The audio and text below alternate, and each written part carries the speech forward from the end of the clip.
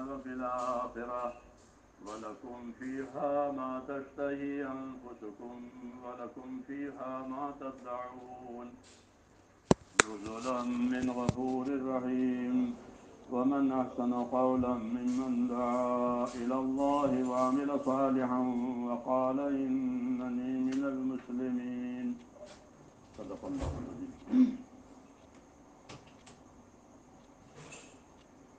بزرگوں اور پیارے بھائیوں،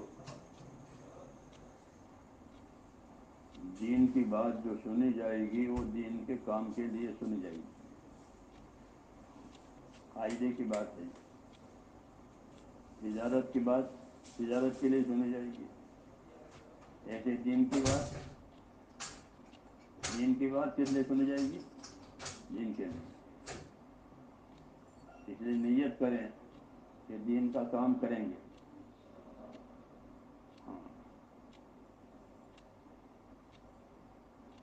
بغیر نیت کا عمل جو ہے وہ ایک رواج اور عادت ہو جاتی ہے کہ نہیں، دین کا کام کرنا ہے۔ اللہ نے ہم کو پیدا ہی اس لیے کیا ہے اور کوئی مقصد پیدائش کا نہیں ہے، صرف اس لیے پیدا کیا ہے کہ اللہ کے حکموں کو پورا کرے، جناتوں کو اور انسانوں کو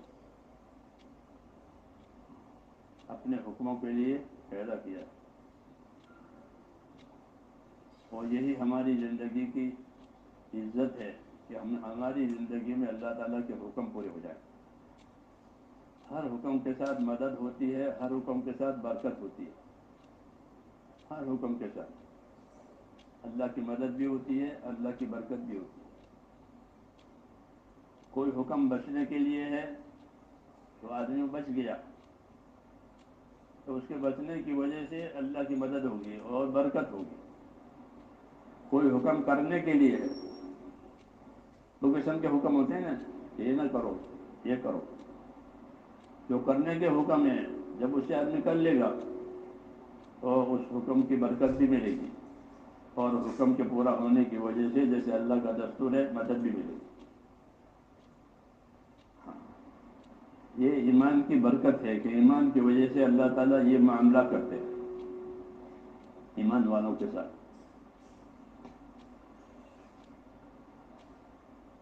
اور اصل زندگی میرے دوستوں وہ تو آخرت کی زندگی ہے، اصل وہی ہے، کیونکہ آخرت کی وہ زندگی ہے جو ختم نہیں ہوگی۔ آخرت اللہ تعالیٰ بندوں کو بطور بدلہ کے دیں گے اور بطور بقا کے دیں گے۔ آخرت کیسے دیں گے؟ بطور بدلہ کے دیں گے، اور جو بدلہ ملے گا وہ باقی رہے گا، ختم نہیں ہوگا۔ دنیا کی طرح نہیں ہے کہ اس سال کی فصل آئی وہ فصل ختم ہو گئی کھاتے کھاتے، اگلے سال دوسری فصل، کہ ایسا نہیں ہوگا، بلکہ جو بدلہ آخرت میں دیا جائے گا وہ سدا مدا کے لیے ہوگا، چاہے اچھا بدلہ ملے چاہے برا بدلہ ملے، لیکن ہوگا سدا مدا کے لیے۔ اس لیے اصل زندگی فرمایا کہ وہ آخرت کی زندگی، اسی کو زندگی کہتے ہیں۔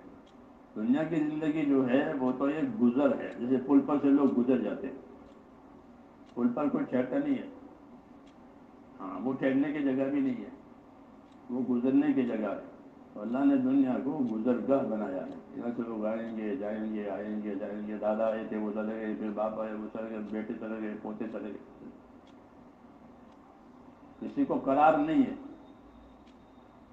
کسی کو یہاں قرار نہیں ہے۔ دنیا یہ دار الغرور ہے، گزرنے کے لیے ہے، ہاں، اور آخرت جو ہے وہ دار القرار ہے، وہاں سے کوئی گزرے گا نہیں بلکہ وہاں رہ جائے گا۔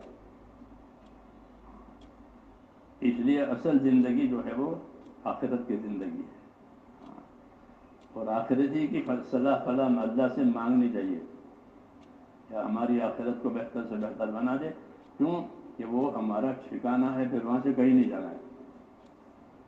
حضور صلی اللہ علیہ وسلم کی دعا ہے، اللہم اصلح لی دینی، یا اللہ میرا دین سنوار دے، دین خراب نہ ہو، دین خراب نہ ہو۔ دین غلط یقین سے خراب ہوتا ہے، دین غلط عمل سے خراب ہوتا ہے۔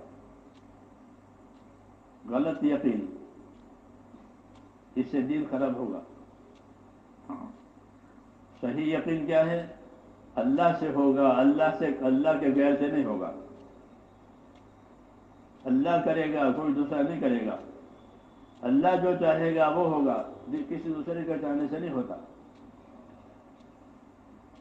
تو کہ میرا دین سنوار دے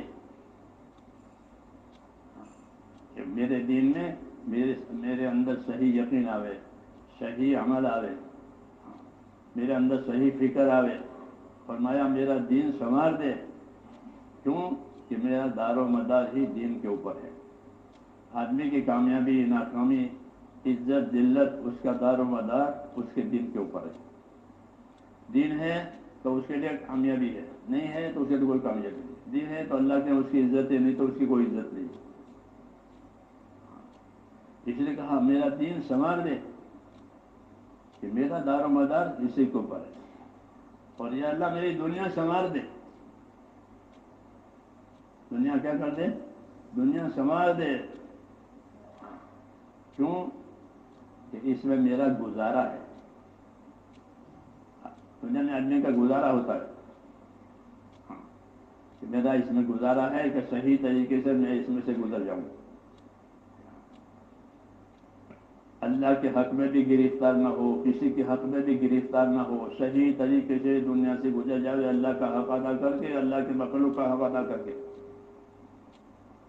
ہاں. کہ مجھے میری دنیا سنوار دے. ہاں. کیوں؟ کہ یہاں سے میرا گزر ہے. اور آخرت میری سنوار دے کیونکہ وہ میرا ٹھکانہ ہے، پھر کہیں نہیں جانا ہے. یہ سکھایا ہے کہ اصل زندگی وہ تو آخرت کی زندگی ہے. ہاں. رسول صلی اللہ علیہ وسلم فرماتے ہیں کہ دنیا کو اللہ نے تمہارے لیے پیدا کیا ہے اور تم کو آخرت کے لیے پیدا کیا ہے. دنیا تمہارے لیے پیدا ہوئی، یہ انعام ہے اللہ کا کہ اللہ نے دنیا کو ہمارے لیے پیدا کیا. آسمان ہو، زمین ہو، چاند ہو، سورج ہو، ہوا، پانی، اور ساری نعمتیں کس کے لیے؟ کس کے لیے ہے؟ ہمارے لیے، انسانوں کے لیے. تو یہ بشارت ہے کہ اللہ نے دنیا کو تمہارے لیے پیدا کیا. ہاں. اور کسی مخلوق کے لیے پیدا نہیں. یہاں کا سونا، یہاں کا چاندی، یہاں کا آرام، یہ سب تمہارے لیے بنایا. تو یہ کیا ہے؟ یہ بشارت دی ہے. لیکن تم کو آخرت کے لیے پیدا کیا. یہ ذمہ داری بتائی. ایک بشارت دی ہے، ایک ذمہ داری دی ہے. دیکھیں میں فلاں کام کرو گے تو یہ انعام ملے گا. تو انعام کا ہونا بشارت ہے، اور وہ کام کر کے بتانا ذمہ داری ہے. کام کر کے بتائے گا تو انعام ہوگا، نہیں تو کیسے انعام ہوگا؟ تو حضور صلی اللہ علیہ وسلم نے میرے دوستوں یہ بات سمجھائی ہے کہ دنیا تمہارے لیے پیدا کی ہے اور کسی مخلوق کے لیے نہیں. اور صرف پیدا ہی نہیں کی بلکہ پیدا کر کے دنیا کی چیزوں کو تمہارے کام میں لگایا ہے. یہ دوسرا انعام ہے کہ دنیا کی چیزوں کو تمہارے کام میں لگایا ہے. ہوا تمہارے کام میں، آگ تمہارے کام میں، پانی تمہارے کام میں، سب چیزیں آپ کے کام میں لگائی ہے. کوئی چیز انکار نہیں کرے گی. سمندر کا سفر کرو تو سمندر انکار کرے گا؟ نہیں کر سکتا. کسی جانور پر سواری کرو تو انکار کرے گا؟ نہیں کرے گا. اس کو تسخیر کہتے ہیں. اس کو تسخیر کہتے ہیں. ان چیزوں کو اللہ نے تمہارے کام میں لگا دیا ہے، اب کوئی چیز انکار نہیں کرے گی. تیار ہے خدمت کے لیے ہر مخلوق. یہ بڑا انعام ہے. یہ مخلوق تمہاری خدمت کے لیے ہے. سمندروں میں لوگ سفر کرتے ہیں، سمندروں کے راستے سے تجارتیں ہوتی ہے، لوگ کماتے ہیں. سمندروں میں سے مچھلی موتی دونوں نکالتے ہیں. ہاں، مچھلی کی بھی تجارت کرتے ہیں، موتیوں کی بھی تجارت کرتے ہیں. کیا کرتے ہیں؟ مچھلی کی تجارت کرتے ہیں اور موتی نکال کر موتی کی تجارت کرتے ہیں. تو سمندر انکار نہیں کرے گا کہ لائسنس لاؤ، ایسا کہے گا، ایسا کہے گا کہ یہاں سے موتی نکالنا ہے، لائسنس لاؤ، نکال لو. کیوں؟ کہ اس کو اللہ نے اس کا پابند کیا ہے. اس کو تسخیر کہتے ہیں. کیا کہتے ہیں؟ ہم دین پڑھتے نہیں ہیں، اس لیے دین کی سب باتیں اوپری اور نئی معلوم ہوتی ہے. یہ انعام دیا ہے کہ ساری مخلوق کو تمہارے کام میں لگایا. کتنا بڑا انعام ہے، بہت بڑا انعام. ایسی کوئی مخلوق نہیں ہے کہ اللہ نے اس کے لیے یہ سب کیا.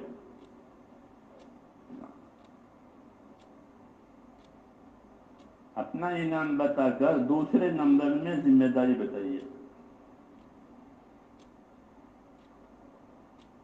دوسرے نمبر میں کیا بتایا؟ ذمہ داری بتائی. تمام مخلوق کو تمہارے لیے پیدا کر دیا ہے اور تم کو آخرت بنانے کے لیے پیدا کیا ہے. تمہاری جگہ آخرت ہے، اس لیے تم کو آخرت بنانے کے لیے پیدا کیا ہے. یہ ذمہ داری بتائی. سمجھ میں آئی بات؟ یا سو گئے بیٹھے بیٹھے یہاں؟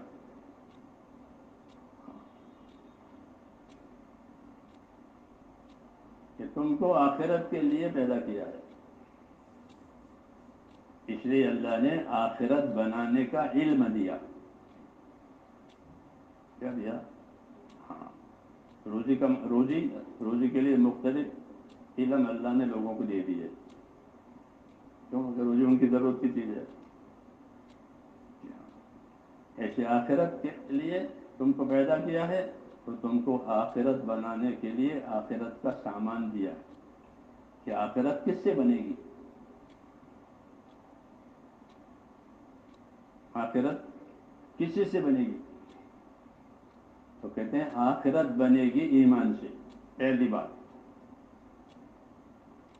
آخرت کس سے بنے گی؟ ایمان سے بنے گی. آخرت اللہ کے تعلق سے بنے گی. جو اللہ سے کٹے گا اس کی آخرت نہیں بنے گی. جو اللہ سے کٹے گا اس کی آخرت نہیں بنے گی اور دنیا باقی نہیں رہے گی. اس لیے اللہ سے کٹنے والا نہ ادھر کا نہ ادھر کا. سمجھ میں آ رہی بات؟ کہ تم کو آخرت کے لیے پیدا کیا ہے اور آخرت بنانے کے لیے کیا دیا؟ کہ آخرت بنانے کے لیے سب سے پہلے ایمان ملا. لا الہ الا اللہ، یہ کلمہ ہے. یہ اللہ کی رحمتوں کے کھلنے کا دروازہ ہے. اللہ کی رحمتوں کے خزانے کھلنے کی یہ چابی ہے. پہلی تعلیم ہر نبی نے اس کلمے کی دی ہے.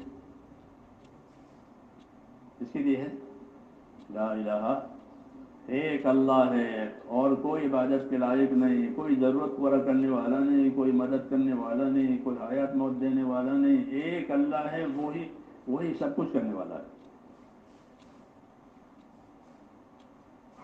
جب سب کچھ کرنے والا وہی ہے تو پھر ہمارا مطلوب وہی اللہ ہے. کیوں کہ کسی کے ہاتھ میں کچھ نہیں ہے. دنیا کے جتنے اسباب ہیں اس کو اللہ نے دو رخا پیدا کیا ہے. کیسا پیدا کیا ہے؟ دو رخ، نفع کا رخ بھی ہے، نقصان کا رخ بھی ہے. تو دنیا کے اسباب سے کیا ہوگا؟ جو اللہ چاہے گا وہ ہوگا.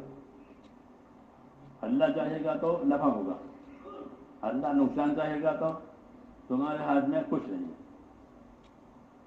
ہر چیز کہ مال میں دو رخ ہے، نفع بھی ہے، نقصان بھی ہے. کہ مال سے راحت ملتی ہے، یہ بھی صحیح ہے. اور مال کو دشمنوں نے دیکھ لیا تو اب کیا ہوگا؟ کہ مال سے مصیبت آ گئی. کیوں؟ چوروں نے دیکھ لیا، دشمنوں نے، حسد کرنے والوں نے دیکھ لیا، ظالموں نے دیکھ لیا. اور مال مصیبت کا سبب بن گیا. اس لیے کہتے ہیں کہ ہر چیز دو رخی ہے. اس لیے کسی چیز پر یقین مت کرو کہ اس سے یوں ہوگا، اس سے یوں ہوگا، اس سے یوں ہوگا، کہ کچھ نہیں ہے. دو رخ ہے. کیا ہے؟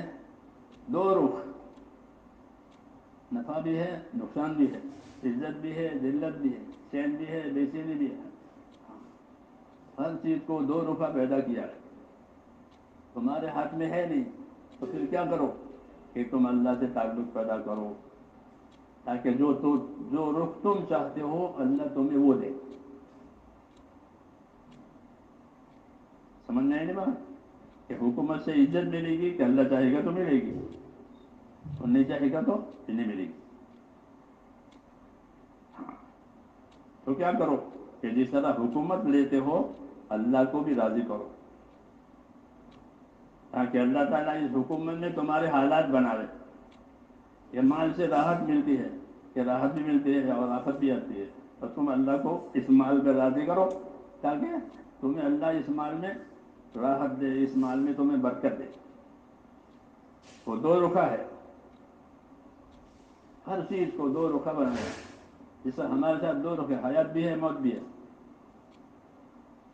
ہر چیز دو رخی بنائی گئی ہے. ہاں، اس لیے کوئی چیز بھی یقین کرنے کے قابل نہیں ہے. کوئی چیز یقین کرنے کے قابل نہیں ہے، کیونکہ اس میں دو رخ ہے. کون سا رخ آئے گا کہ جو اللہ چاہے گا وہ آئے گا. اس لیے کہا کہ تمام چیزوں سے نظر ہٹا کر سب سے پہلے اللہ سے اپنا تعلق پیدا کرو. سمجھ میں آئی بات؟ یہ دعوت ہے. کیا ہے؟ کہ تمام چیزوں سے نظر ہٹا کر کیا کرو کہ سب سے پہلے اللہ سے تعلق پیدا کرو. اللہ بڑا ہے، اس کے ہاتھ میں سب کچھ ہے. ہاں، وہ جو چاہے گا وہ ہوگا، جو اللہ نہیں چاہے گا وہ نہیں ہوگا. اللہ تعالیٰ مخلوق کو پیدا کر کے لاچار نہیں ہو گیا ہے کہ کیا کروں میں نے تو بنا دیا. پھر ایسا نہیں ہے. پیدا کرنے سے پہلے بھی قدرت ہے، پیدا کرنے کے بعد بھی قدرت ہے، استعمال کرنے کی قدرت ہے، نفع پہنچانے کی بھی قدرت ہے، نقصان پہنچانے کی بھی قدرت ہے. سمجھ میں آئی نا بات؟ کسی چیز کو پیدا کرنے کے بعد اللہ لاچار نہیں ہوتا، بلکہ اس کے بنانے کی بھی قدرت ہے، بگاڑنے کی بھی قدرت ہے. سب چیزوں. اس لیے میرے دوستوں، پہلی ذمہ داری ہماری یہ ہے کہ ہم اللہ تعالیٰ کو پہچانیں. کیا کریں؟ کہ اللہ کو پہچانو. اللہ کی شان، صفات. اللہ کی بڑی شان ہے، اللہ کی بڑی صفات ہے، اور اللہ بندوں پر مہربان ہے. یہ تعارف کرایا ہے، واللہ رؤوف بالعباد، کہ اللہ تو بندوں پر مہربان ہے. کہ مہربانی کی کیا دلیل ہے؟ کہ زندگی دی ہے، روزی دی ہے، تندرستی دی ہے، چاہے اپنا ہو، پرایا ہو، خدا کا دشمن ہو، اس کو بھی دیتے نہیں دیتے؟ یا دشمن کو بیمار رکھتے ہیں کہ اللہ کا دشمن ہے بیمار رہے کہ نا، اس کو اس کے حصے کا دے دیں گے. ہر ایک کا حصہ مقرر کیا ہے، ہر ایک کا حصہ دنیا میں مقرر کر دیا، دوست ہو دشمن ہو سب کے لیے. تو اس کو اس کا حصہ دے دیں گے. یہ کیوں؟ کہ اللہ کی رحمت کا یہی تقاضا ہے. اللہ کی رحمت کا یہی تقاضا ہے. اور چونکہ اس کو تو قدرت ہے، اس لیے اللہ کو کوئی خطرہ نہیں ہے کہ میں اس کو دوں گا پھر یہ کرے گا. کوئی نہیں. اور اللہ کی رحمت کا تقاضا ہے میرے دوستو، وہ سب کی حاجتیں پوری کرتا ہے. اللہ فرماتے ہیں اپنے اوپر میں نے رحمت کرنا لازم کر لیا ہے. کیا لازم کر لیا؟ ہاں، کتب علی نفسہ الرحمہ، اللہ نے لازم کیا ہے اپنے ذمہ کہ رحمت کرو. اس لیے کہتے ہیں کہ اللہ کے جتنے خزانے ہیں وہ دینے کے لیے ہے، لینے کے لیے نہیں ہے. جتنے بھی خزانے ہیں وہ دینے کے لیے بندوں کو. جی ہاں. اپنے خزانے سے دیتے ہیں، تندرستی بھی دیتے ہیں، روزی بھی دیتے ہیں، عزت بھی دیتے ہیں، محبت بھی دیتے ہیں، اچھے حالات کے بھی خزانے ہیں، ناگوار حالات کے بھی خزانے ہیں. جی ہاں، ہر قسم کے خزانے ہیں، اس میں سے دیتے ہیں بندوں کو. اس لیے حضور صلی اللہ علیہ وسلم نے ہم کو یہ دعوت دی ہے کہ اپنا تعلق اللہ تعالیٰ سے صحیح کرو، ناراض مت کرو. کیا کرو؟ ناراض مت کرو اللہ کو، اپنا تعلق اللہ سے صحیح کرو تاکہ وہ راضی رہے. جب راضی ہوگا تو حالات صحیح ہوں گے. من اصلح ما بینہ وبین اللہ اصلح اللہ ما بینہ وبین خلقہ، کہ جو لوگ اپنا اور خدا کا معاملہ صحیح کر لیں گے، اللہ ان کا اور مخلوق والا معاملہ صحیح کر دے گا. کیوں کہ ہر چیز کے خزانے اللہ کے ہاتھ میں ہے، ہر چابی اللہ کے ہاتھ میں ہے. وہی کھولے گا، وہی بند کرے گا، وہی دے گا، وہی روکے گا. جی ہاں، صفت ہے اللہ کی، دینے والے بھی اللہ، روک دینے والے بھی اللہ. روکنا چاہیں گے تو روک دیں گے، دینا چاہیں گے دے دیں گے. یہ اللہ کی صفتیں ہیں، تو اللہ کی صفتوں سے فائدہ اٹھاؤ. کیا کرو؟ اللہ کی صفتوں سے فائدہ اٹھاؤ. جیسے مخلوق کی اچھی صفت ہوتی ہے تو فائدہ ہو. زمین بہت اچھی زمین ہے تو آدمی اس زمین میں اچھی چیزیں بوئے گا. زعفران کی زمین میں زعفران کی کھیتی کرے گا، ادرک کی زمین میں ادرک کی کھیتی کرے گا، باغ کی زمین میں باغ لگائے گا. کیوں کہ اس کی صفت اچھی ہے، کہ اللہ کی صفتیں بڑی اونچی ہیں، کہ ان سے فائدہ اٹھاؤ. کیا اٹھاؤ؟ اللہ کو ناراض مت کرو. کہ اللہ کے عیسیٰ علیہ السلام سے کسی نے پوچھا کہ سب سے خطرناک چیز کیا ہے؟ فرمایا سب سے خطرناک چیز اللہ کا ناراض ہونا اور غضبناک ہونا. کہ اللہ ناراض ہے، اللہ غضبناک ہے، کہ یہ بہت بڑی خطرے کی چیز ہے. اور اللہ کا راضی ہو جانا یہ بہت بڑی بات ہے. رضوان من اللہ اکبر، اللہ کا راضی ہونا بڑی بات. کہ اللہ راضی ہو گئے کہ ساری مخلوق راضی ہو جائے گی. اللہ ناراض ہو گئے کہ ساری مخلوق ناراض ہو جائے گی. اس لیے یہ فرمایا کہ من اصلح ما بینہ وبین اللہ اصلح اللہ ما بینہ وبین خلقہ. جو لوگ اپنا خدا کا معاملہ ٹھیک کر لیں گے تو اللہ ان کا اور مخلوق والا معاملہ ٹھیک کر دے گا. یہ دعوت ہے کہ اللہ سے معاملہ ٹھیک کرو کہ سارے معاملے ٹھیک ہو جائیں گے. کیوں کہ تمام مخلوق کی باغ ڈور اللہ کے ہاتھ میں ہے. تمام مخلوق، اس کی باغ ڈور، اس کی لگام اللہ کے ہاتھ میں ہے. جب یہ اللہ کے تابع ہو گیا کہ ساری مخلوق اس کے موافقت میں، فرشتے ہو، زمین ہو، آسمان ہو، سب چیز.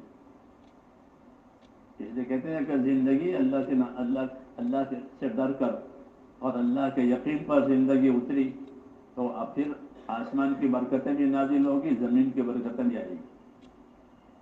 زمین آسمان اللہ کے تابع ہے کہ اللہ سے ڈرنے والوں کے لیے آسمان کی برکتیں بھی ہیں، زمین کی برکتیں بھی ہیں. کہ آسمان زمین اللہ کے حکم کے تابع ہیں. اس لیے میرے بھائیوں، حضور صلی اللہ علیہ وسلم یہ بات سمجھانا چاہتے ہیں کہ جتنے اچھے حالات آئیں گے وہ اللہ کے راضی ہونے چاہیں گے، اور جتنے ناگوار حالات آئیں گے وہ کس سے آئیں گے؟ کہ اللہ کے ناراض ہونے چاہیں گے. اس لیے فرمایا من اصلح ما بینہ وبین اللہ اصلح اللہ ما بینہ وبین خلقہ. کہ جو لوگ اپنا اور خدا کا معاملہ صحیح کر لیں گے تو اللہ ان کا اور مخلوق والا معاملہ صحیح کر دیں گے. اس کے ہاتھ میں چابیاں ہیں، اس کے ہاتھ میں خزانے ہیں، اس کے ہاتھ میں حالات ہیں. یہ کلمہ ہے لا الہ الا اللہ. سب کچھ اللہ سے ہے، اللہ کے غیر سے کچھ نہیں ہے. پھر اللہ نے اپنے خزانوں سے فائدہ اٹھانے کے لیے دو چیزیں پیدا کی ہیں، دو چیزیں بتائی. ایک اسباب بنائے، وہ بھی قدرت سے فائدہ اٹھانے کے لیے ہے. ہوا ہے، پانی ہے، آگ ہے، زمین ہے، یہ اسباب ہیں. ان اسباب کے ذریعے سے بھی اللہ فائدہ پہنچائیں گے. دوسرا راستہ کہ اللہ تعالیٰ فائدہ پہنچائیں گے اعمال کے راستے سے. اس کے راستے سے ہاں کہ اعمال کا راستہ بھی اللہ سے لینے کا راستہ ہے، اسباب کا راستہ بھی اللہ سے لینے کا راستہ ہے، دے گا وہی، اسباب کے راستے سے بھی وہی دے گا، اعمال کے راستے سے وہی دے گا۔ فرق یہ ہے کہ اسباب کے راستے سے جو ملے گا وہ محدود ہوگا، تھوڑا ہوگا، تھوڑے وقت کے لیے ہوگا، ہاں تھوڑے وقت کے لیے ہوگا، تھوڑا ہوگا۔ جیسے ماں کا دودھ پیتا ہے تو تھوڑے وقت کے لیے، اس کے بعد دوسری چیز کھائے گا، وہ بھی تھوڑی کھائے گا، تھوڑے وقت کے لیے کھائے گا۔ جتنا کمایا ہے اتنا آدمی نہیں کھا جاتا، کھا جاتا ہے کیوں بھائی؟ کہ نہیں، سارا نہیں کھا جاتا، تھوڑا۔ تو اسباب کے راستے سے جو فائدہ ہوگا وہ تھوڑا ہوگا۔ قل متاع الدنیا قلیل، قل متاع الدنیا قلیل، اے نبی لوگوں کو بتاؤ کہ دنیا کا نفع کہ تھوڑا ہے۔ ہاں تو اسباب دیں گے مگر اس کا نفع تھوڑا ہوگا۔ ہاں اور زیادہ نفع لینے کے لیے، کہ زیادہ نفع لینے کے لیے اللہ تعالیٰ نے اعمال دیے، اس سے نفع ملتا ہی رہے گا، ختم نہیں ہوگا۔ اعمال کا راستہ ایسا ہے، دیتے رہیں گے، دیتے رہیں گے، اور اعمال کے راستے میں مختلف طریقوں سے دیں گے۔ ایک آدمی تجارت سے فائدہ اٹھانا چاہے تو اس کو بہت سے وسائل اور اسباب اختیار کرنے پڑیں گے۔ ہاں پہلے تو مال چاہیے، تجارت کے لیے کیا چاہیے؟ تو مال چاہیے، چاہے اس کے پاس ہو چاہے کسی سے ادھار لے، پہلا مال چاہیے۔ پھر دکان کرنی ہے تو کہ دکان چاہیے، موقع کی چاہیے، جی ہاں کیونکہ بھی موقع ہوگا تو کون وہاں آئے گا، اور پھر پہلے ابھی تو پہلے تجارت مشہور ہو تو پھر آدمی وہاں پہنچ جاتے ہیں۔ تو موقع کی تجارت، جی پھر تجارت کے کام کی ساری پابندی کرنی پڑے گی، وقت پر کھولے، وقت، ہاں لوگوں سے اچھا معاملہ رکھے، ہاں مختلف چیزیں اس کو کرنی پڑتی ہے۔ اس میں جب یہ سب چیزیں کرے گا تو اس کو ایک محدود نفع ملے گا جو اس نے اپنے ذہن میں رکھا ہے کہ اتنا کمانا ہے اس چیز پر۔ یہ ساری ترتیبوں سے ہر ترتیب پر کچھ نہیں ملے گا، کیونکہ موقع کی دکان ہے تو زیادہ نفع آئے گا، کیسا نہیں ہے، جی ہاں بلکہ جو نفع اس نے اپنے ذہن میں مقرر کیا ہے وہ ملے گا اس کو، وہ بھی جب کہ تجارت چلے، اور نہ چلے تو پھر کھوٹ۔ اور اعمال کے راستے میں، کہ اعمال کے راستے میں یہ ہے کہ جتنے راستے واسطے اختیار کرو گے ہر راستے واسطے پر ملے گا۔ یہ سمجھنے کی ضرورت ہے۔ جیسے مثلا نماز، ایک مثال کہ نماز پر کیا دیں گے اور کتنا دیں گے؟ کہ نماز پر تو نیت پر بھی دیں گے۔ کس پر دیں گے؟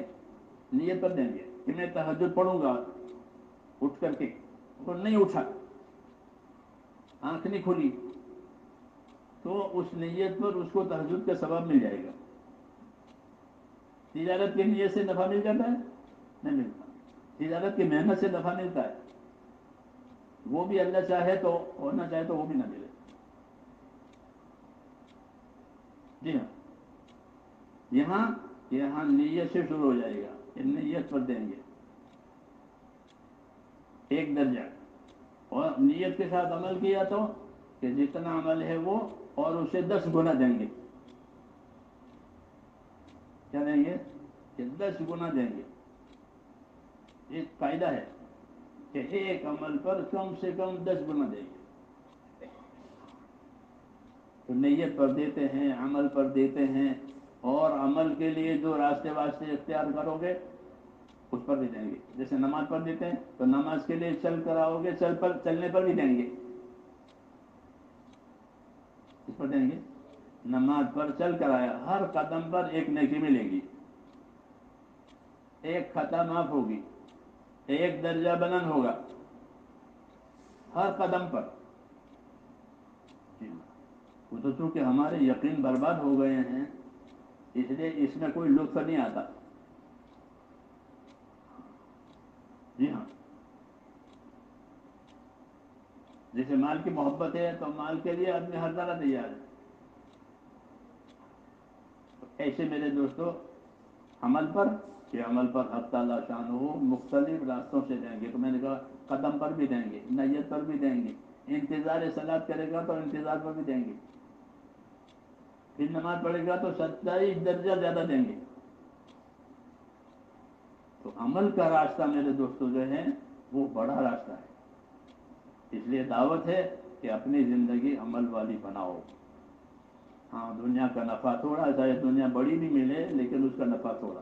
یہاں ایسا نہیں ہے کہ یہاں جتنا بڑھاؤ گے اپنے آپ کو اتنا بڑھے گا, جتنا بڑھاؤ گے اتنا بڑھے گا. یہاں اس لیے کہا تھا آخرت کاموں میں آگے بڑھو, آخرت کاموں میں آگے بڑھو. کہ اس کا جو نفع ہے وہ لامحدود ہے. ہاں تو اس لیے میرے دوستو حق تعالیٰ شانہ نے ہم کو دین کے کام میں بشارتوں سے چلایا ہے. کسے چلایا؟ بشارتیں بھی ہے کہ آپ کے لیے یہ ہے, آپ کے لیے یہ ہے, آپ کے لیے یہ ہے. اور یہ بھی بتایا کہ اس دین کے کام سے اللہ دنیا کو بھی سنوارے گا اور اللہ آخرت کو بھی سنوارے گا اپنی قدرت سے. حضور صلی اللہ علیہ وسلم فرماتے تھے کہ میں تمہارے پاس آیا ہوں دنیا اور آخرت کی بھلائی لے کر, اس لیے میری بات مان لو, سلامت رہو گے. کہ دنیا کی بھلائی بھی مل جائے گی, آخرت کی بھلائی بھی مل جائے گی. تو ہماری دین میں میرے دوستو دنیا اور آخرت کی بھلائی ہے. اس لیے کہتے ہیں کہ جتنے اچھے حالات آئیں گے وہ دین کی وجہ سے آئیں گے, اور جتنے حالات بگڑیں گے وہ بے دینی سے بگڑیں گے. حالات اللہ کے ہاتھ میں ہے. جیسے دن چھوٹا کیا, رات بڑی کی, اور رات چھوٹی کی, دن بڑی کی, یہ حالات موسم بدلتے ہیں. اور جس طرح موسم بدلتے ہیں اور اللہ ایسے ہی جن پر یہ موسم گزرتے ہیں ان کے حالات وہ بھی اللہ کے ہاتھ میں. ان کے حالات کبھی بڑھا دیں گے, خوشحال بنایا, کبھی تنگ کر دیں گے. جیسے رات تنگ ہو گئی, دن بڑا ہو گیا, تو جیسا رات اور دن کو تنگ و بڑا بناتے ہیں ایسے دن پر رات دن گزرتے ہیں ان کے حالات کو تنگ کرنا, ان کے حالات کو بڑا بنانا, یہ بھی اللہ کے ہاتھ میں. یہ چیزوں سے نہیں ہوگا بلکہ اللہ سے ہوگا. اس لیے اللہ کی دعوت دی ہے کہ ایک اللہ ہے, اس کے ساتھ اپنا تعلق صحیح کرو. اور تعلق صحیح کرنے کا مطلب یہ ہے کہ اللہ کی اطاعت پر زندگی گزرے اور اللہ کی نافرمانی سے زندگی بچے. یہ ایمان کا اور کلمے کا تقاضا ہے کہ اللہ پر ایمان لائے ہیں, کلمہ پڑھا ہے, کہ اس کا تقاضا یہ ہے کہ زندگی اللہ کی اطاعت پر گزرے. ہاں اللہ کی اطاعت کرنے کے لیے یہ سمجھنا ضروری ہے کہ جو جان مال ہم کو اللہ نے دیا ہے اس کی 2 حیثیت ہے. کتنی؟ جان مال کی 2 حیثیت. ایک حیثیت یہ ہے جان مال کی کہ یہ اللہ کی نعمت ہے. حیات اللہ کی نعمت ہے, اور مال کہ اللہ کی نعمت ہے, اور اولاد اللہ کی نعمت ہے. یہ تو سب جانتے ہیں کہ اللہ کی نعمت ہے اور چاہتے ہیں.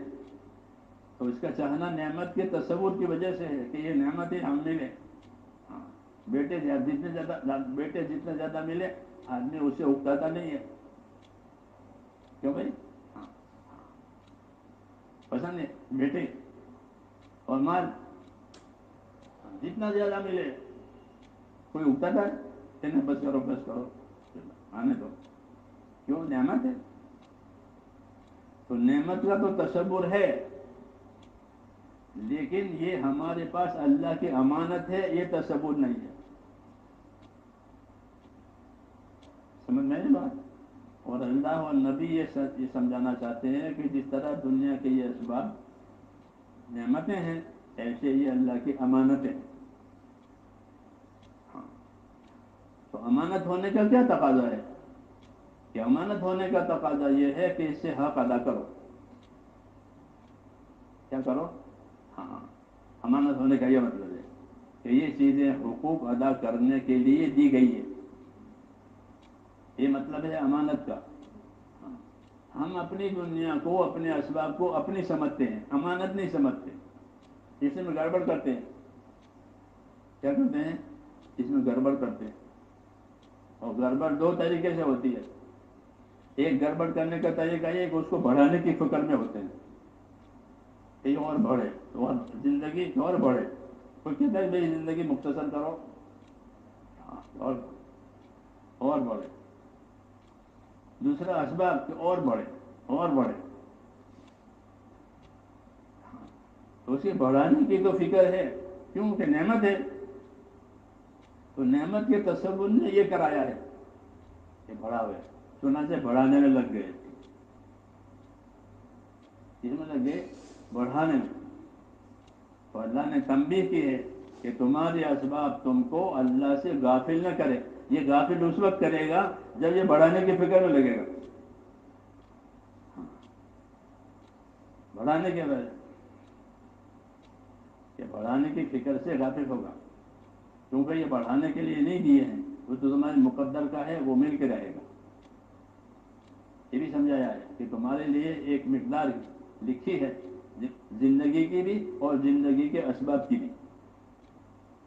زندگی جتنی لکھی ہے وہ مل کے رہے گی، اور روزی جتنی لکھی ہے وہ بھی مل رہے گی. دونوں ساتھ ساتھ لکھے گئے ہیں حدیثوں میں. یہ بچہ پیدا ہوگا، اتنی روزی ہوگی، اتنی زندگی ہوگی. جب روزی ختم ہو جاتی ہے تو زندگی ختم ہو جاتی ہے.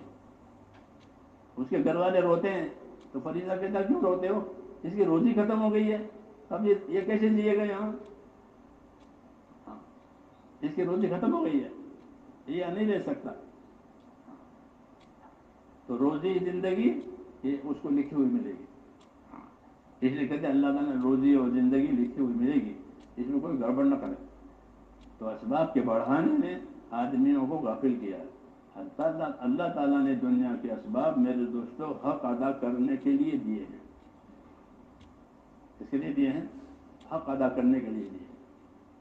ہاں، غافل کرنے کے لیے یا بڑھانے کی ذمہ داری نہیں دی کہ تم اس کو بڑھانا، کہ نہیں تمہیں جو ملے اس میں سے حق ادا کرو.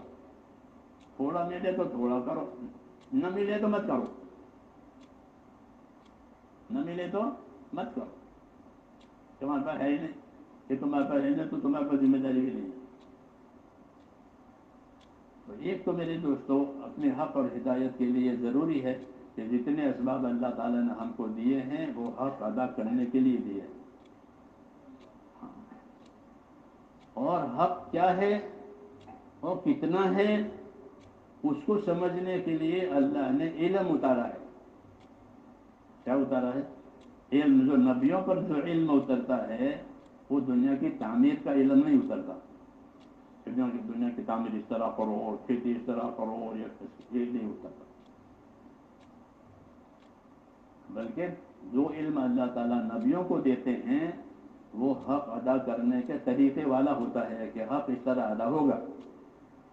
اس لیے دین سیکھنا اللہ کا حق ادا کرنے کے لیے ضروری ہے. اس کو علم کہتے ہیں. کہ جو علم اللہ نے نبی پر اتارا ہے وہ اس لیے اتارا ہے کہ یہ علم سیکھو گے تو حق پہچانو گے، حق ادا کرو گے. حق ادا کرو گے تو پھر کامیاب ہو جاؤ گے. ہاں، قرآن شریف یہی کہتا ہے، یہ ہم نے اتارا ہے تاکہ تم کو کامیاب کرے. تو جو علم اللہ تعالیٰ نے اتارا ہے وہ حق کی پہچان کرانے کے لیے اتارا ہے. قرآن اترا حضور صلی اللہ علیہ وسلم پر، دوسرے علوم اللہ نے وحی کے ذریعے سے اتارے. اس کی غرض صرف اتنی ہے کہ لوگ دنیا میں اللہ تعالیٰ کا حق پہچانیں. اگر وہ دین نہیں سیکھیں گے تو ان کو اللہ کے حق کی کوئی خبر نہیں ہوگی کہ اللہ کا کیا حق ہے. اور دنیا کو اللہ نے میرے بھائیوں حقوق ادا کرنے کی جگہ بتایا ہے اور آخرت بدلہ پانے کی جگہ بتایا ہے. جو یہاں سے حق ادا کر کے جائے گا وہ بدلہ پائے گا، اور جس نے حق ادا نہیں کیا ہے اس کی پکڑ ہوگی کہ ہم نے تم کو دیا تھا وہ کیا ہوا. سمجھ میں آئی نا بات؟ اس لیے اللہ تعالیٰ نبیوں کو اس لیے بھیجتے ہیں تاکہ لوگ دنیا کی زندگی میں اپنی بھی ذمہ داری سمجھیں، اپنے اسباب کے بارے میں کیا ذمہ داری وہ بھی سمجھیں. پہلے زمانے میں اللہ تعالیٰ نبیوں کو اسباب والوں کے پاس بھیجتے تھے. کس کے پاس؟ خاص خاص، اس لیے ایک ایک وقت میں کئی نبی ہوتے تھے اسباب والوں کے پاس. کیوں؟ کہ وہ اپنے اسباب کی وجہ سے دنیا کو بھول جاتے، آخرت کو بھول جاتے. صرف دنیا ان کے سامنے رہتی ہے. نبی آ کے یہ سمجھاتا ہے کہ اللہ نے تم کو اسباب دیے ہیں، تم اپنے اسباب سے آخرت بناؤ. اور آخرت بنے گی اسباب سے اس وقت جبکہ جو طریقہ میں تم کو بتاؤں اس پر تم چلو گے تو اللہ تمہارے اس طریقے پر چلنے کی وجہ سے جس طرح اللہ نے تمہاری دنیا بنائی ہے تمہاری آخرت بھی بنائے گا. تو اللہ تعالیٰ نبیوں کو اسباب والوں کے پاس بھیجتے تھے. کیوں کہ اللہ تعالیٰ دنیا میں ان کو اسباب دیے ہیں. وہ اپنے اسباب میں اپنے دین کو سامنے رکھ کر کے زندگی گزارے. یہ دعوت ہوتی ہے. اسباب سے منع نہیں کیا ہے. اسباب سے منع نہیں کیا کہ حکومت مت کرو, تجارت مت کرو, کرو, لیکن جو لائن لو اس لائن کا دین لو. کیا کرو؟ جو لائن, جیسے دنیا میں آدمی کاروبار کرتے ہیں تو اس کا لائسنس لیتے ہیں. گاڑی چلانی ہے تو, بندوق لینی ہے تو, بھائی اپنے پیسوں سے بندوق خریدی ہے, اپنے پیسے سے گاڑی خریدی ہے, ٹھیک ہے, گاڑی ہماری, لیکن لائسنس ضروری. ایسے ہی میرے دوستو اسباب تمہارے لیکن اسباب کا دین ضروری. یہ دعوت ہوتی نبی کی کہ جو اسباب تمہارے پاس ہے رہو, تمہارے لیے ہی ہے وہ, لیکن اس کے لیے لائسنس لو, اپنے اسباب میں استعمال ہونے کا دین لو. اسباب تمہارے ہی ہیں مگر اس میں کیسے چلو گے, اپنا عمل کیسے بناؤ گے, اس کا دین لو. اس لیے مختلف لوگوں کی طرف اللہ تعالیٰ نبی دیتے تھے. قوم سمود یہ کاریگری تھے, صنعت اور کاریگری, اس میں وہ بہت ماہر تھے. ان کے لیے صالح علیہ السلام کو بھیجا. صالح علیہ السلام تو انہوں نے ان کو اس بات کی دعوت دی کہ یہ تمہارے کاریگری اور تمہارے کارخانے وہ سب ٹھیک ہے, لیکن اس میں اللہ کا حکم دیکھو. اللہ کے حکم سے تم کامیاب بنو گے, اللہ کے حکم کے بغیر کامیاب نہیں ہوگا. اور مجھ کو اللہ تعالیٰ نے اس حکم کے پورا کرنے کا طریقہ بتانے کے لیے بھیجا ہے, اس لیے میری بات مانو. انہوں نے وہ بات نہیں مانی, وہ بات نہیں مانی, انکار کر دیا کہ نہیں ہم تو اپنی رائے پر چلیں گے, اپنی مرضی پر چلیں گے. تو اللہ تعالیٰ نے ان کو نامراد بنایا, ان کے کارخانوں میں, ان کے فیکٹریوں میں. ایسے ہر وقت ہر زمانے میں اس طرح ہوا. شعیب علیہ السلام تاجروں کے بعد بھیجا کہ تم اپنی تجارت کرو لیکن میرے طریقے سے کرو, تاکہ تم کو اللہ تجارت میں برکت دے. انہوں نے شعیب علیہ السلام کی بات مانی. اس طرح ہر زمانے میں جو چیز ہوتی تھی اس کے لائن کا اللہ ان کو دین دیتے. یہ اللہ کی سنت ہے کہ اللہ دنیا بھی دے گا اور دنیا میں دین بھی دے گا. یہ دعوت ہے. اس لیے تقاضا یہ ہوتا ہے میرے دوستو کہ ہر آدمی اپنی دنیا میں اپنا دین داخل کرے, اپنے دل میں اللہ تعالیٰ کا یقین, اور اپنی ذات سے اللہ تعالیٰ کے حکموں کی پابندی, اور جو سبب اللہ نے اس کو دیا ہے اس سبب کا دین حاصل کرے. اس لیے اللہ تعالیٰ نے دین کا علم اتارا. یہ جو ہماری تبلیغ میں علم و ذکر ہے وہ اس کے لیے ہے کہ تم کس لائن میں ہو اس لائن کا علم لو تاکہ اللہ اس میں راضی ہو جائے. حضرت مولانا محمد یوسف صاحب رحمۃ اللہ علیہ فرماتے تھے کہ ہمارے دین میں ہر شعبے کے فضائل ہیں, ہر شعبے کے مسائل ہیں. ہمارے دین میں کیا ہے؟ ہر شعبے کے فضائل. تجارت کرنی ہے کہ ہاں کرو, تجارت کے فضائل ہیں. عبادت کرنی ہے, عبادت کرو, عبادت کے فضائل ہیں. زمینداری کرنی ہے تو زمینداری کے فضائل ہیں. زمینداری کے فضائل جیسے نماز پڑھنے کے فضائل, زمینداری کے فضائل, تجارت کے فضائل, مزدوری کے فضائل, عہدے داری کے فضائل. کہ ہمارے ہاں ہر لائن کے فضائل ہیں اور ہر لائن کے مسائل ہیں. کیونکہ حضور صلی اللہ علیہ وسلم سب کے لیے بھیجے گئے. وہ حضرات الگ الگ لوگوں کے لیے بھیجے. اب پورے دنیا میں تمام شعبے ہیں, تجارتوں کے, زراعتوں کے, وزارتوں کے, حکومتوں کے. حضور صلی اللہ علیہ وسلم کو سب کے لیے نبی بنایا. تو حضور صلی اللہ علیہ وسلم نے تمام شعبوں کے فضائل بتائے. کیا بتائے؟ فضائل پڑھتے ہیں نا. تبلیغ والے تو فقط عبادت کے فضائل پڑھتے ہیں. کلمہ نماز، اور اللہ نے کہ تمام چیزوں کے فضائل بتائے ہیں، تجارت کی، زراعت کی، سب چیزوں کتابوں، ہر شعبے کے ہمارے یہاں فضائل ہیں، ہر شعبے کے مسائل ہیں. تو فضائل کو بھی یاد کرو. کیا کرو کہ مجھے اللہ تجارت کرنے پر یہ دے گا، مجھے اللہ زمینداری کرنے پر یہ دے گا، مجھے اللہ مزدوری کرنے پر یہ دے گا، مجھے اللہ عہدیداری کرنے پر یہ، سب کے بدائے. کیونکہ یہ اسباب اللہ نے ہمارے لیے پیدا کیے، تو اس لیے ہر شعبے کے فضائل ہیں اور ہر شعبے کے مسائل ہیں. مسائل کا مطلب میرے دوستو یہ ہوتا ہے کہ اس میں کیسے چلو گے، تجارت میں کیسے چلو گے، وزارت میں کیسے چلو گے، حکومت میں کیسے چلو گے، ان کے عمل کرنے کے طریقے بتائیں تاکہ عمل صحیح ہو جائے. اسے حضور صلی اللہ علیہ وسلم نے تمام شعبے والوں کو دین کی دعوت دی کہ ہم تمہارے شعبوں میں حصہ ڈالنا نہیں چاہتے، ہمیں تمہاری تجارت نہیں چاہیے، تمہاری حکومت نہیں چاہیے، تمہاری زمینداری ہمیں نہیں چاہیے، لیکن تمہاری زمینداری میں، تمہاری حکومت میں، تمہاری تجارت میں صحیح طریقہ تم کو مل جائے وہ ہم سے لو، تاکہ تم خدا کے گنہگار نہ بنو. تو حضور صلی اللہ علیہ وسلم نے اپنی دعوت دے کر ہر شعبے کے فضائل بتائے اور ہر شعبے کے مسائل بتائے. کہ تاجر تجارت کرے گا اور تجارت میں دین ہوگا حضور صلی اللہ علیہ وسلم کا، کہ یہ تاجر کہ کل قیامت میں نبیوں کے ساتھ ہوگا. صحابہ کی بہت بڑی جماعت تاجر ہے. کیا ہے؟ تاجر ہے. یہ نہیں کہ وہ سب اللہ کے راستے میں پھرتے رہتے تھے، کچھ نہیں کرتے تھے، ایسا نہیں تھا. بہت بڑی جماعت آپ کے صحابہ کی وہ تاجر ہے، اور بڑے بڑے تاجر ہیں، چھوٹے موٹے نہیں. ہاں پھر یہ ہم چھوٹے موٹے بھی تھے اور بڑے بڑے تاجر بھی تھے، جن کا ملکوں سے مال آتا تھا، ملکوں سے مال آتا تھا. بڑے بڑے تاجر، کروڑوں کے مالک، بڑے تاجر بھی تھے، چھوٹے تاجر بھی تھے. اور ایک طبقہ زمینداری کا تھا. اکثر مدینہ کے رہنے والے بڑے بڑے زمیندار تھے، مدینہ کے رہنے والے بڑے بڑے زمیندار، بڑے بڑے باغات، ان کے بڑی زمینیں. تیسرا طبقہ آزاد، اپنی مزدوری کر لی، اپنا کاریگری کر لی. تو صحابہ کی بڑی جماعتیں کہ مالدار بھی رہی، غریب بھی رہی، دونوں رہی.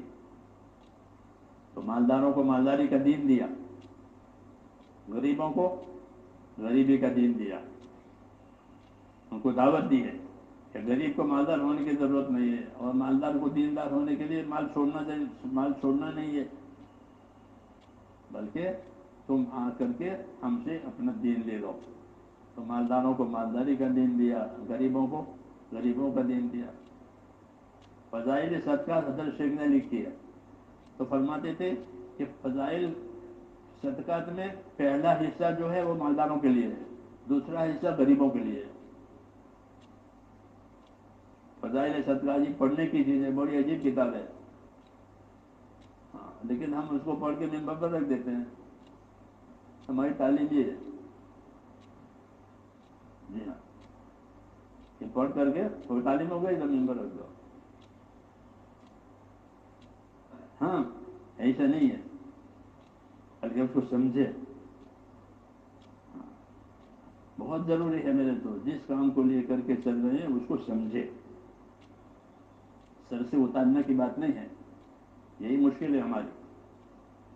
اس کام کو جتنی سمجھ اندر اپنے پیدا کرنی چاہیے تھی وہ نہیں ہو رہی ہے، اس لیے یہ کام ڈھیلا ڈالا ہے زندگیوں میں. ہاں کیونکہ ناقص ہے. کیسا ہے؟ ناقص ہے. اور ناقص اس وجہ سے ہے کہ اسے سمجھنے کی کوشش نہیں ہوئی. وقت لگانے کو اصل سمجھائے. وقت لگانا اصل نہیں ہے، زندگی لگانا اصل ہے. یہ بھی ایک مغالطہ ہے. میرا وقت لگتا ہے، میرا وقت لگتا ہے، تو ٹھیک ہے، زندگی لگتی ہے.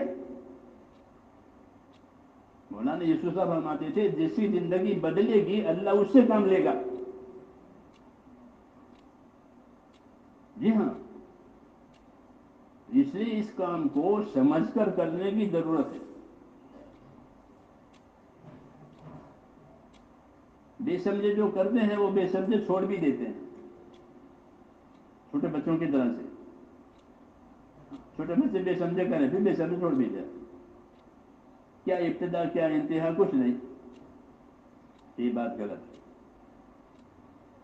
تو حضرت فرماتے تھے کہ یہ فضائل صدقات، اس کا پہلا حصہ یہ غریب ایمانداروں کے لیے ہے، اس کا دوسرا حصہ یہ غریبوں کے لیے ہے.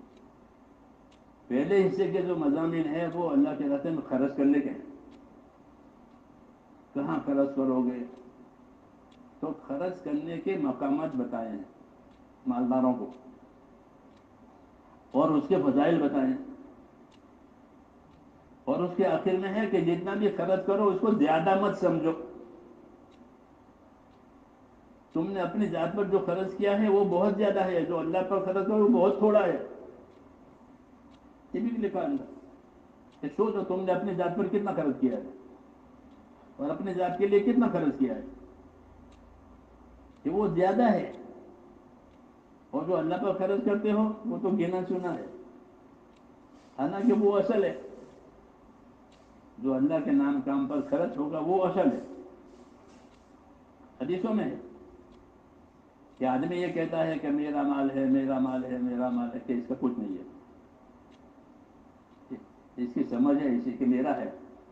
اس کا کتنا ہے؟ فرمایا کھا لیا وہ اس کا ہو گیا، پہن لیا وہ اس کا ہو گیا. اور کیا کرے گا؟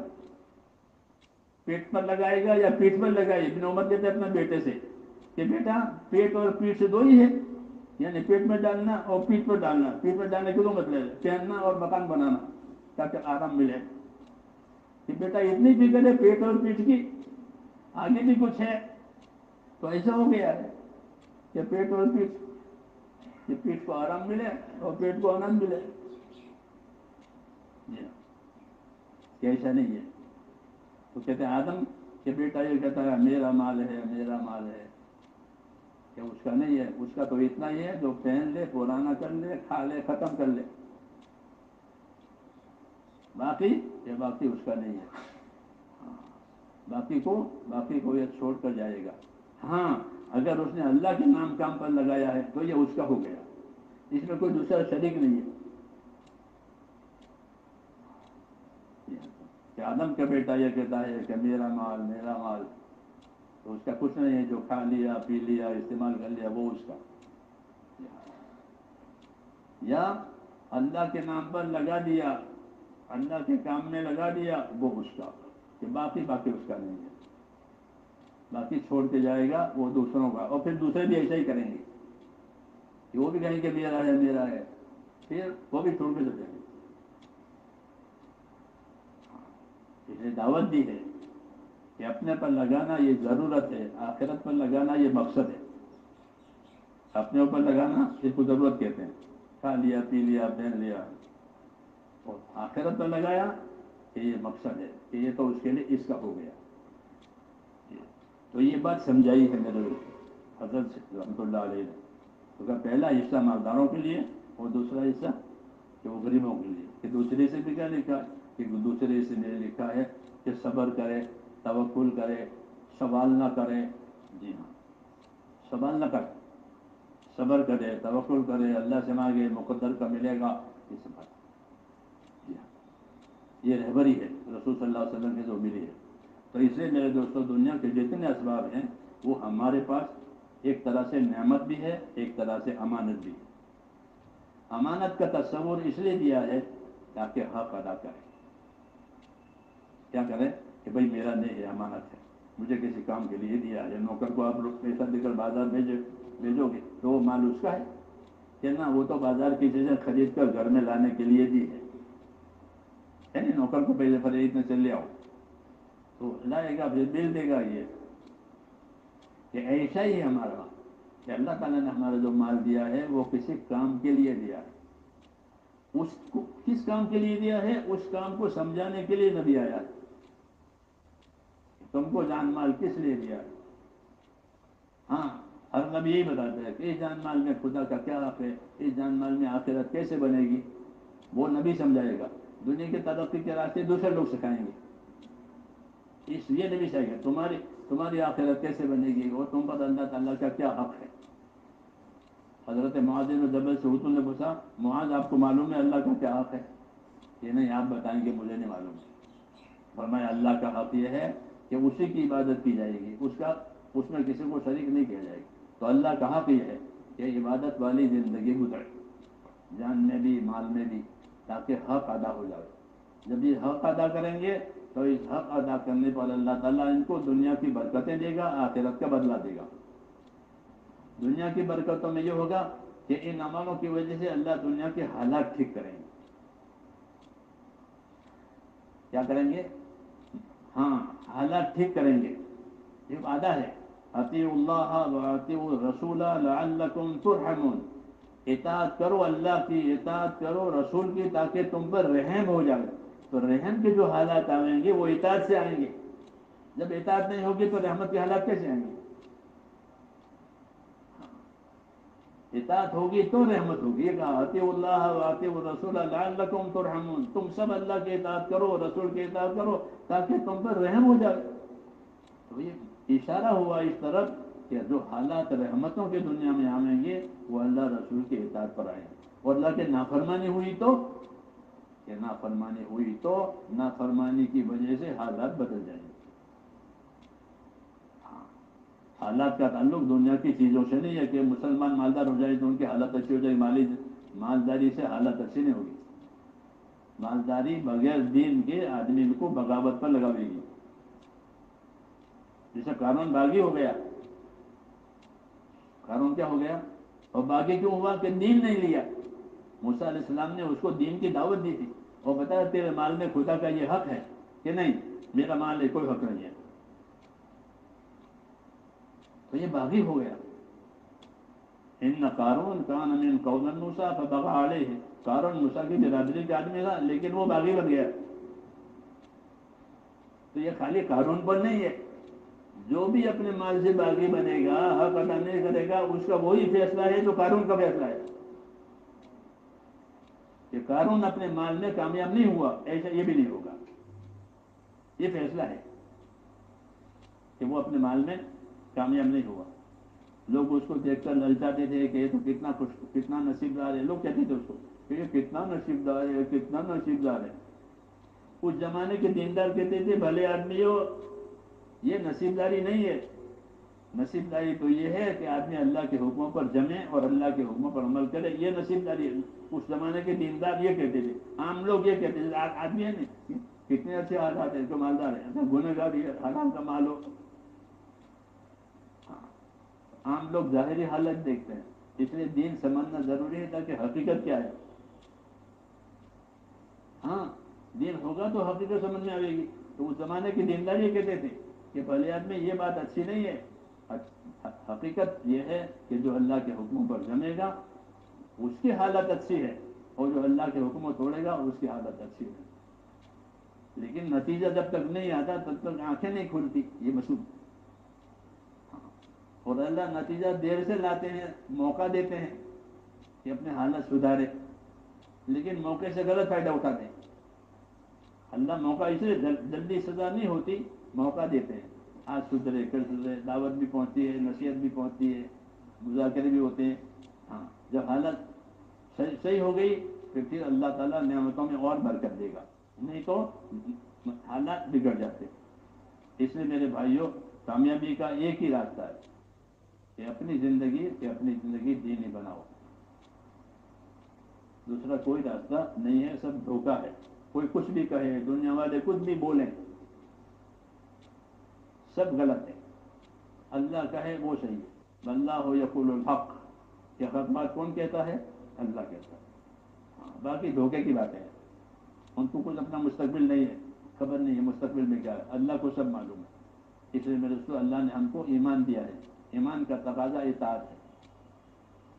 ایمان کا تقاضا اطاعت، کہ جب ایمان ملا ہے تو اطاعت کرو، اور اطاعت کرنے کے لیے دین سیکھو۔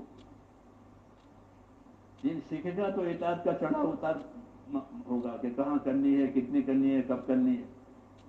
علم و ذکر اسی وجہ سے ہے تبلیغ میں، خالی مذاکرے کے لیے نہیں ہے 6 نمبروں کے، بلکہ دین کا علم ہوگا تو آخرت بنے گی، دین کا علم ہوگا تو دنیا صاف ستھری ملے گی، ہاں نہیں تو دنیا میلی ملے گی حقوق کی پائمالی کی وجہ سے۔ دین نہیں ہوگا تو حقوق کی پائمالی ہوگی، پکی بات ہے۔